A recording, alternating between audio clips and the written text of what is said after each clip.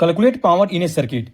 हमने यहाँ पर एक एग्जांपल लिया है कि calculate the power in each of the three circuit, यानी यहाँ पर तीन सर्किट है और इन तीनों सर्किट का हमें पावर कैलकुलेट करना है। अगर हम सर्किट ए की अगर हम बात करते हैं तो यहाँ पर वोल्टेज हमारा 10 वोल्ट दिया हुआ है और करंट हमारा 2 एम्पियर दिया हुआ है। तो हमें इस सर्किट का हमें पावर कैलकुलेट करना है। जब हमारा वोल्टेज पता हो और करंट पता हो तो पावर का फॉर्मूला क्या होता है, P equal to V into I. तो वोल्टेज हमारा कितना है 10 वोल्ट इंटू करंट हमारा कितना है 2 एम्पियर, यानी 10 इंटू 2 हो जाएगा। तो पावर हमारा कितना हो जाएगा 20 वाट, यानी इस सर्किट का जो पावर होगा वो टोटल 20 वाट होगा। इसी तरह से हम सर्किट बी में अगर चलते हैं तो यहां पर गिवन में क्या दिया हुआ है, हमारा करंट 2 एम्पियर दिया हुआ है और हमारा रेजिस्टेंस कितना दिया हुआ है 47 ओम। तो इस सर्किट का हमें पावर कैलकुलेट करना है।